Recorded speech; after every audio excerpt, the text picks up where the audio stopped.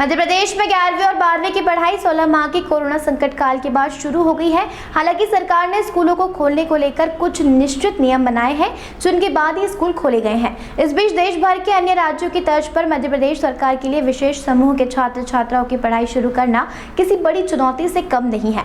हम बात कर रहे हैं उन मूक बधिर और दृष्टिबाधित स्टूडेंट्स की, जिनकी ऑनलाइन कक्षाएं भी प्रभावित हुई हैं, लेकिन अब तक उनकी पढ़ाई के लिए कुछ विशेष कदम नहीं उठाए गए हैं। बात की जाए मध्य प्रदेश की तो यहाँ 50 से ज़्यादा शासकीय शिक्षण संस्थान, हॉस्टल में करीब 5000 से ज़्यादा मूक और दृष्टिबाधित स्टूडेंट्स पढ़ते हैं। वहीं इंदौर में एक शासकीय संस्थान और 4 एनजीओ सहित कुल 9 संस्थान के माध्यम से मूक बधिर दिव्यांगों को शिक्षा दी जाती है। इंदौर के परदेशीपुरा क्षेत्र में संचालित किए जाने वाले शासकीय दृष्टि एवं श्रवण बधिरता उच्चतर माध्यमिक विद्यालय के भी कोरोना काल में बुरे हाल है। सामाजिक न्याय एवं कल्याण विभाग द्वारा संचालित ये स्कूल मार्च 2020 से ही बंद है।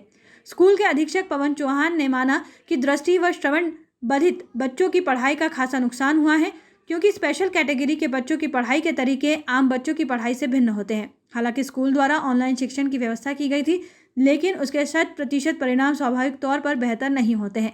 दरअसल स्पेशल बच्चों को पढ़ाने का तरीका अलग होता है, लिहाजा ऑनलाइन शिक्षण की व्यवस्थाएं ऐसे स्टूडेंट्स को रास नहीं आ रही। स्कूल अधीक्षक पवन चौहान की माने तो स्कूल के साथ ही हॉस्टल भी संचालित किया जाता है, लेकिन कोरोना की सख्त गाइडलाइन के चलते हॉस्टल में गतिविधियां बंद कर बच्चों को अपने अपने घर भेज दिया गया है।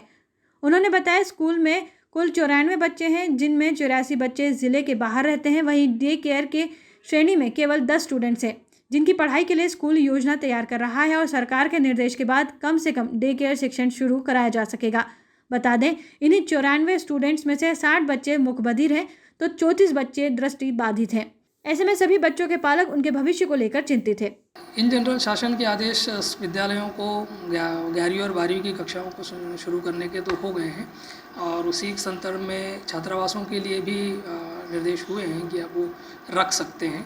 तो हम लोग यही अभी प्लान कर रहे हैं कि पहले 12वीं कक्षाओं को बुलाएंगे, और मोस्टली अभी अगले कुछ दिनों में ही हम उसको शुरू करने का प्रयास कर रहे हैं कि जो कम बच्चे हैं जो शुरुआत करके और फिर धीरे धीरे उसको हम आगे जैसे जैसे शासन के निर्देश हैं उसके अनुसार हम आगे बढ़ाते रहेंगे। डे केयर वाले स्कूलों का तो ये है कि आप आकर के और बच्चे चले जाएंगे, वहाँ डिस्टेंस करना थोड़ा सा मेंटेन करना संभव हो सकेगा, पर जहाँ तक मैं समझ रहा हूँ कि छात्रावासों में जो कि रहेंगे तो वो एकत्रीकरण नहीं करना है, लेकिन छात्रावास में रहेंगे तो एक ही जगह पे, वहाँ पर थोड़ा सा। और हमारे बच्चे चूँकि बहुत सारे इशारों पर और दृष्टिबाधित बच्चे हैं जो वो स्पर्श के ऊपर निर्भर होते हैं, तो वहाँ हमें थोड़ी समस्या ज़रूर रहेगी, पर पूरा हमारा प्रयास रहेगा कि वो पूरे सुरक्षा के साथ में रहें और हम उसको संचालित कर पाएँ। ऐसा ही शिक्षिका भावना सिंह अपनी 10 वर्षीय मूक बधिर बेटी को लेकर कुछ साल पहले इंदौर इसलिए शिफ्ट हुई थी ताकि उनकी मासूम का भविष्य सुरक्षित किया जा सके।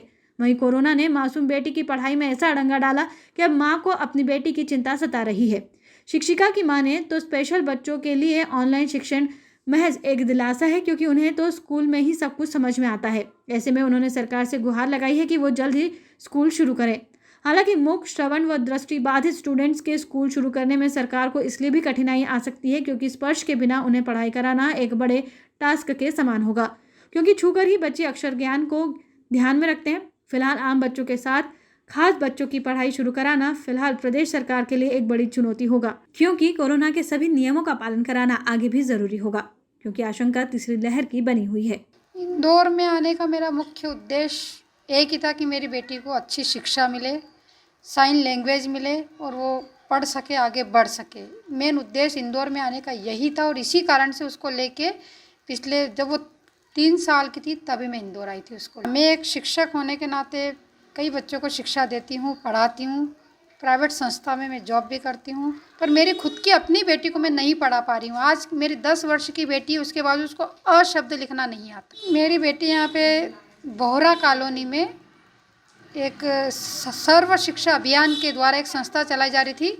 उस संस्था में मेरी बेटी 1 वर्ष पढ़ी, और उसके पश्चात कोरोना काल में वो बंद हो गया है। तो अब मैं चाहते हैं कि समय के रहते हुए करीबन 3 साल हो गए तो पुनः उसका आरंभ किया जाए और बच्चों की शिक्षा पूर्ण।